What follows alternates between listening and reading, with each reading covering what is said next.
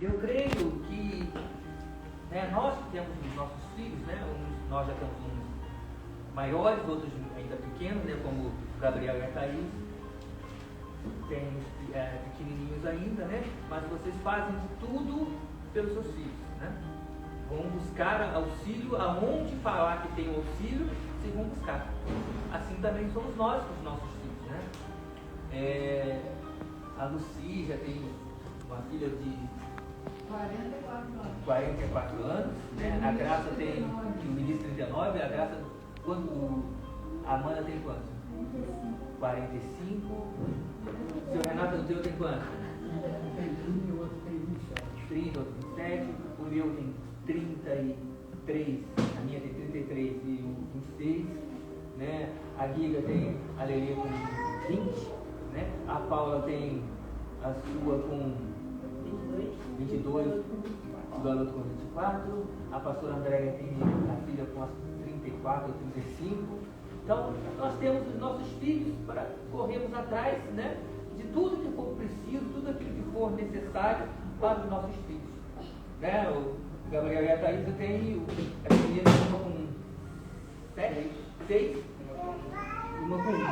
Então, para vocês verem que... E aqui nós vamos falar de um homem que tinha uma menina, uma filha de 12 anos. E ele correu todos os recursos para que pudesse conseguir auxílio, ajuda para sua filha. Então, vamos ler todinho aí o 21, capítulo 5, versículo 21, que fala assim: E passando Jesus outra vez no barco, para o outro lado, juntou-se a ele uma grande multidão, e ele estava junto do mar, e eis que chegou um dos principais da sinagoga, por nome Jairo, e vendo-o, prostou-se aos seus pés, e rogava-lhe muito, dizendo: Minha filha está moribunda, rogo-te que venhas e lhes imponhas as mãos para que sare e viva. E foi com ele, e seguia-o uma grande multidão que o apertava.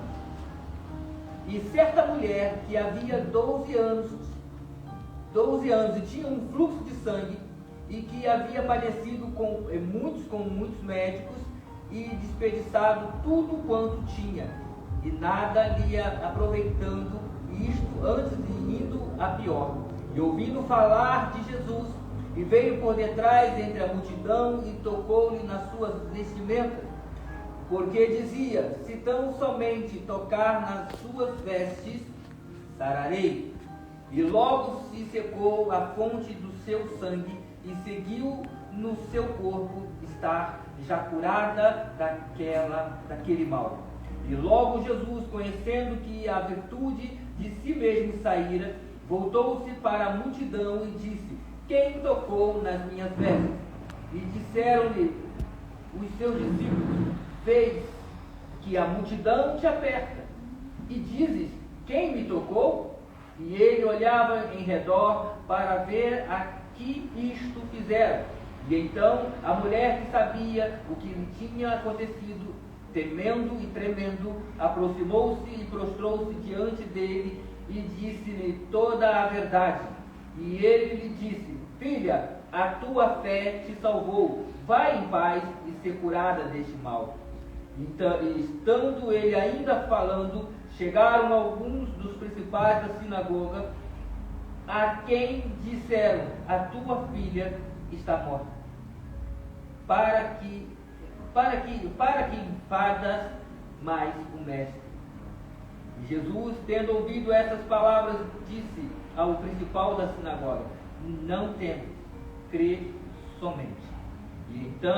E não permitiu que alguém o seguisse, a não ser Pedro e Tiago e João, irmão de Tiago. E tendo chegado à casa do principal da sinagoga, viu o alvoroço e os que choravam muito e pranteavam. E entrando ele, disse-lhe: Por que vos alvoroçais e chorais? A menina não está morta, mas dorme.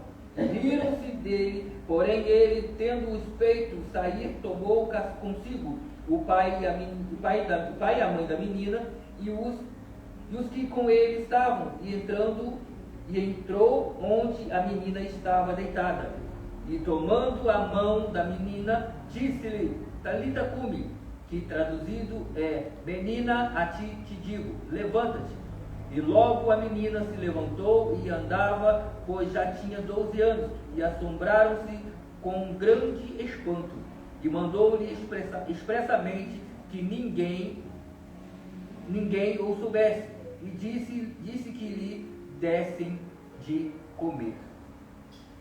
Amados, eu quero primeiramente falar para vocês, fala para quem está ao seu lado, para que haja o milagre,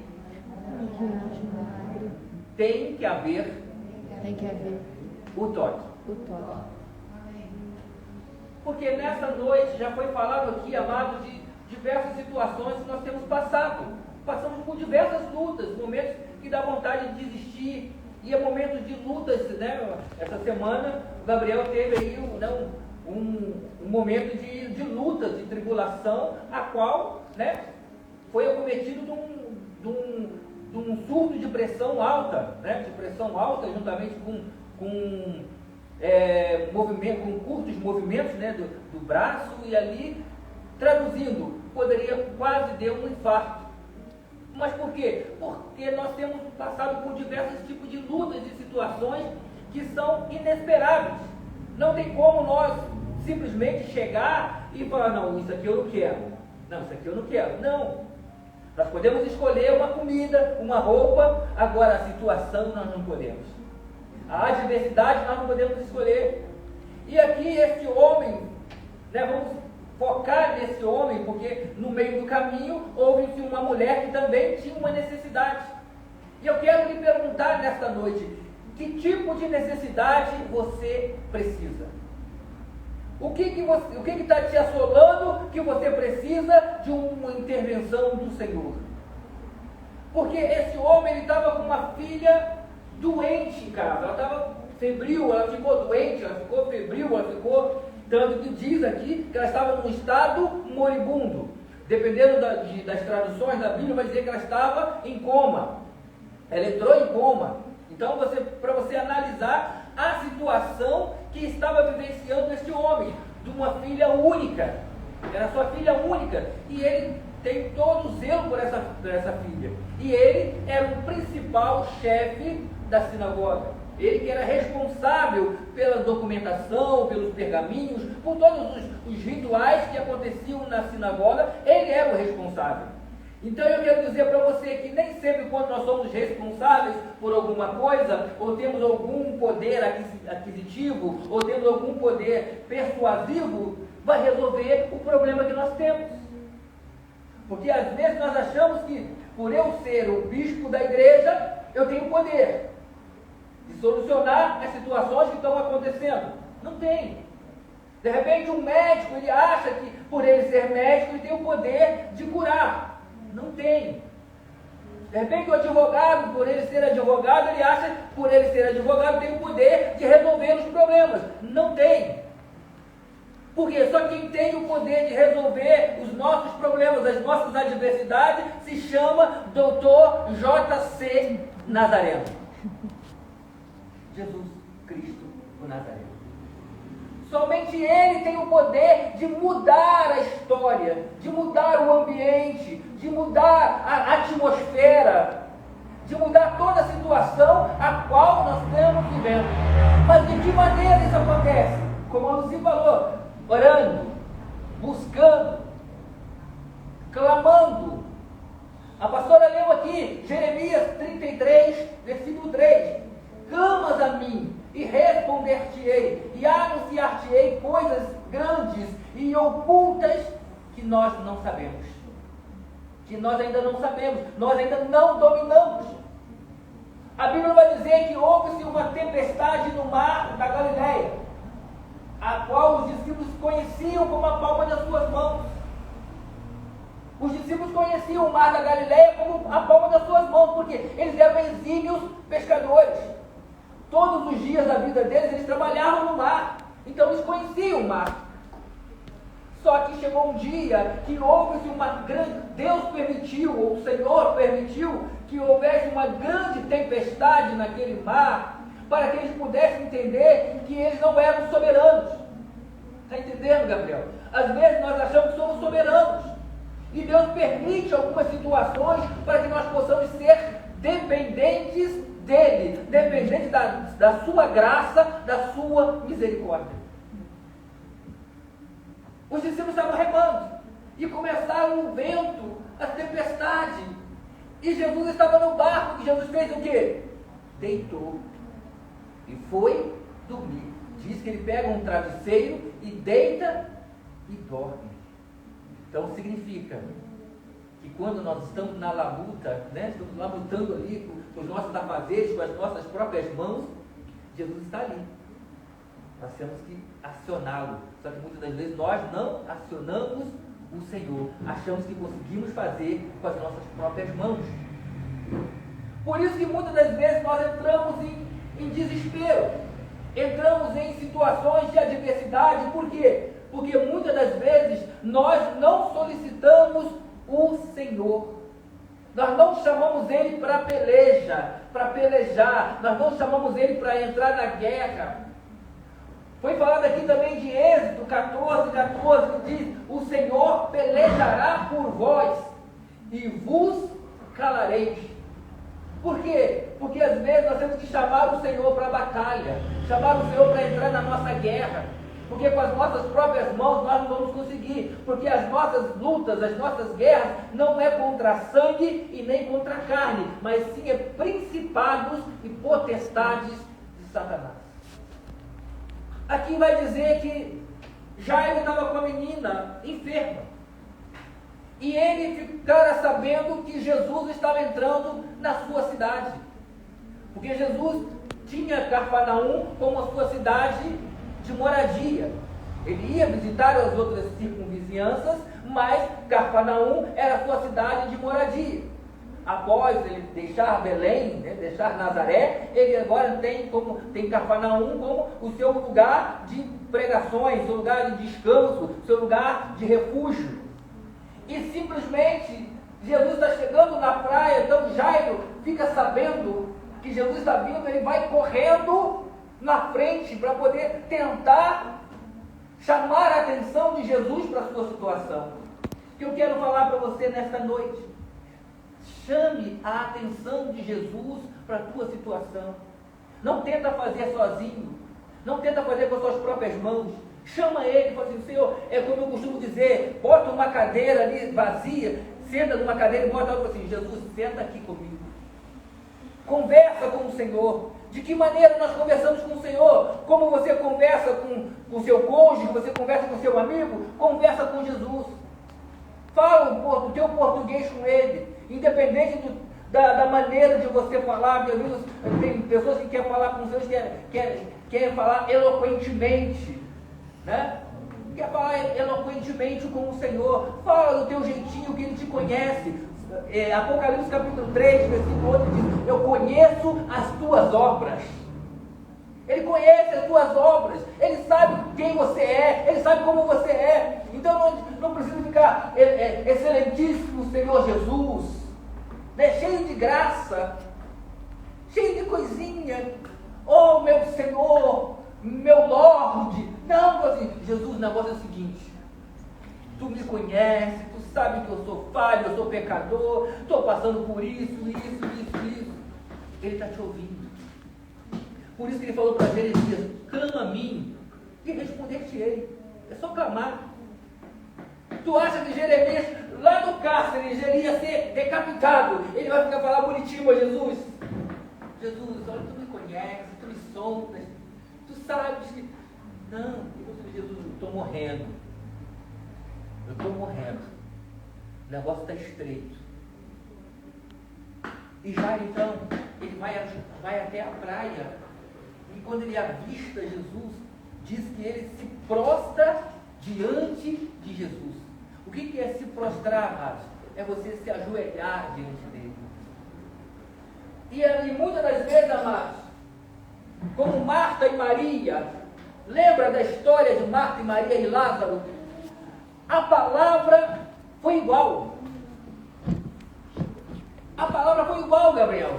Marta chegou para Jesus e falou assim: Senhor, se tu tivesse chegado antes, o meu irmão não teria morrido. Maria chegou para Jesus, Jesus, se tu tivesse chegado antes, o meu irmão não teria morrido. Só que interessante está aí, sabe o que é? A palavra é a mesma, mas a atitude é diferente. A palavra de Marta é a mesma da palavra de Maria. A palavra de Maria é a mesma palavra de Marta, mas a atitude de Maria é diferente da atitude de Marta.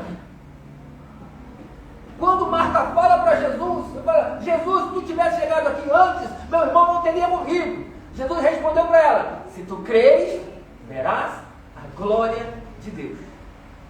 Quando Maria chega, Jesus fala, onde tu eras?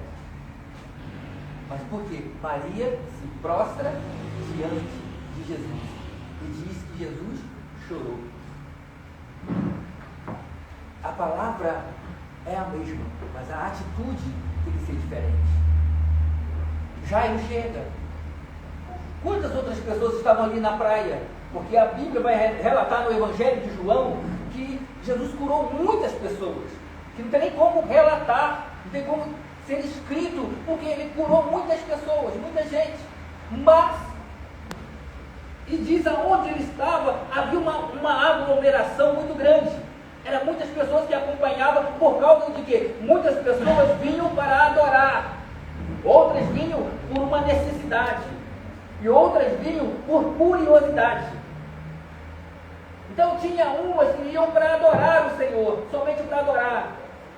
Umas iam pelas suas necessidades, em prol de uma cura, de um milagre, de algo que precisava. E outras iam somente de curiosidade, para apontar. Os fariseus eles iam para apontar, eles iam para acusar. Hoje é sábado, não pode curar. Hoje é isso, não pode fazer. Está curando por Beelzebul. Mas tinha aquelas que iam por uma necessidade. E Jairo foi por uma necessidade. Jairo ele não foi para criticar Jesus ou para apontar algum defeito de Jesus. Ele foi simplesmente para quê? Porque a filha estava doente. Ele foi por uma necessidade. E chegando até Jesus, ele se prostra diante de Jesus e fala, a minha filha está em casa doente. Vai lá em casa. Vamos lá em casa. Ele foi em prol de um milagre. Ele foi na perspectiva de receber um milagre, em busca de um milagre.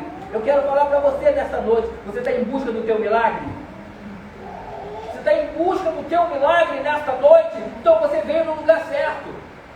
Quem está em busca do milagre vem no lugar certo. É a casa do Senhor. Quantos poderiam estar aqui hoje? Não está. Quantos poderiam estar aqui hoje? Deixaram de vir à casa do Senhor. Por algum motivo, nós não sabemos quais são os seus motivos. E simplesmente Jesus fala, eu vou à tua casa. Eu imagino Jesus agora caminhando na estrada de Cafarnaum para ir até a casa de Jairo. E de repente agora, sabe o que acontece?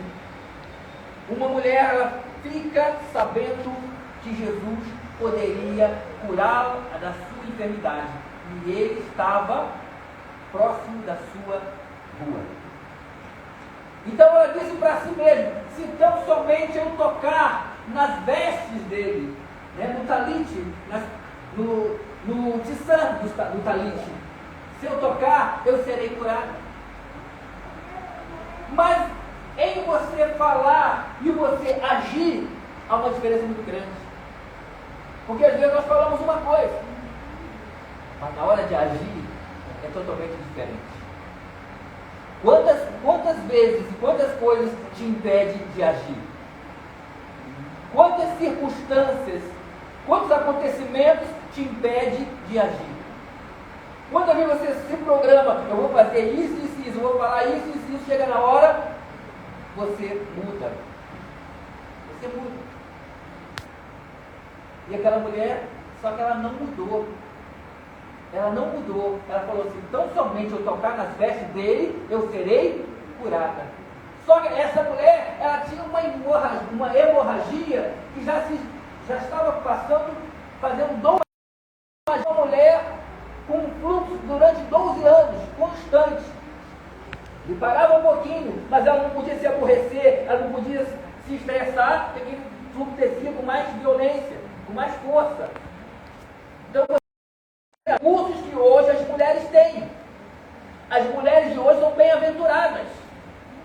As mulheres de hoje têm os recursos que naquela época não tinha. Então você imagina uma mulher numa terra suja, e aquela terra era suja. Aquela terra não tinha saneamento básico, não tinha calçamento, né? Não tinha asfalto, não tinha nada. Então imagina aquela mulher na terra, aquela mulher numa situação e passando por um momento de adversidade, de constrangimento. E agora essa mulher, ela fala, se tão somente eu tocar. Só que havia um costume judaico, a qual essa mulher ela não podia sair de casa, ela não podia tocar em nada. Para ela sair, ela tinha que sair escondida, tinha que sair de noite, ninguém podia vê-la, ela não podia tocar em nada porque era contaminado.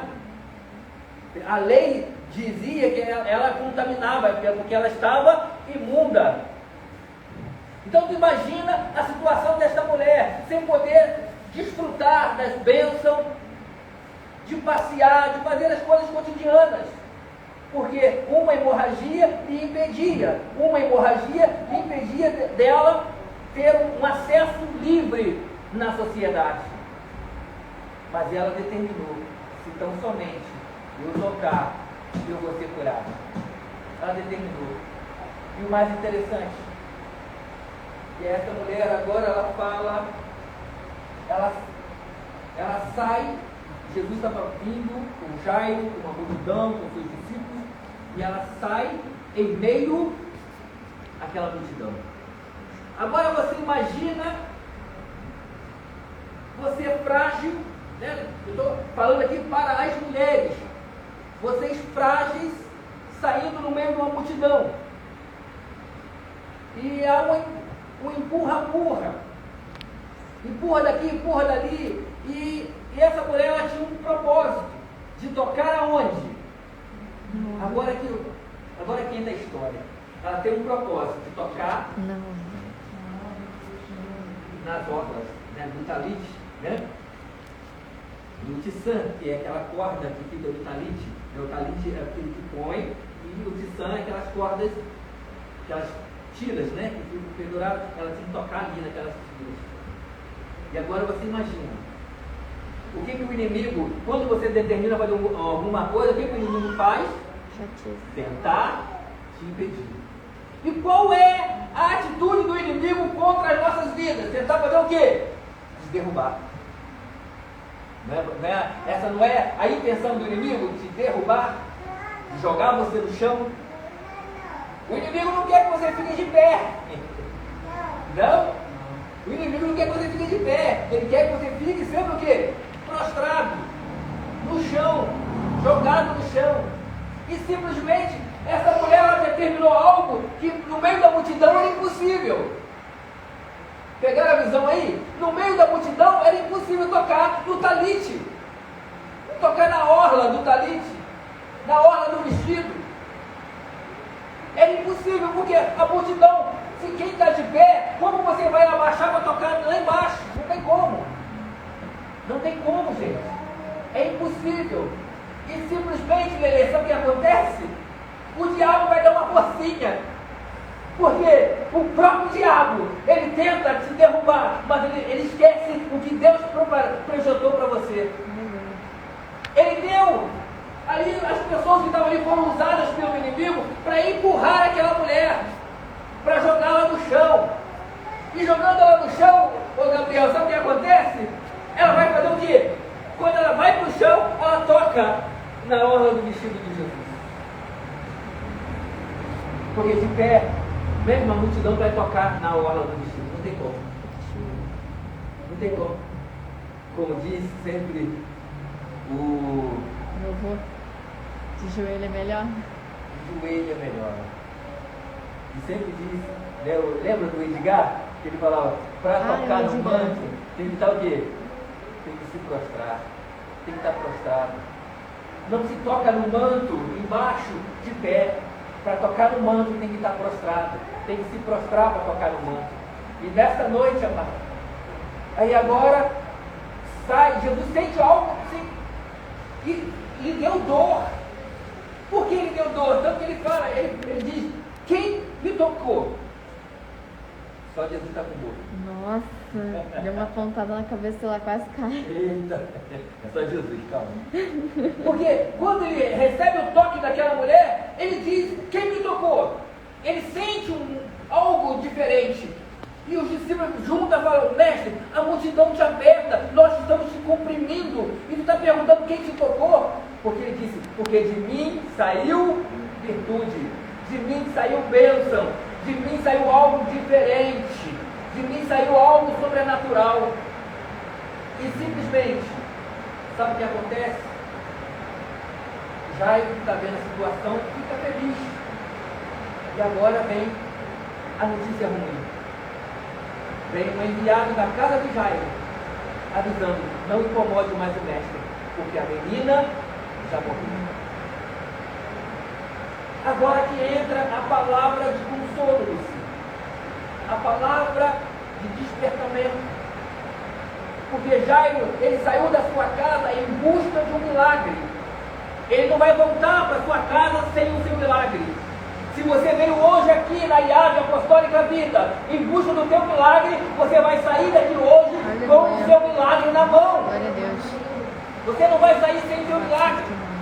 E simplesmente Jesus fala para Jairo, Jairo, não temas, crê somente. Não temas, crê somente. Não temas, crê somente. Não tenha medo, só confie. Só confie.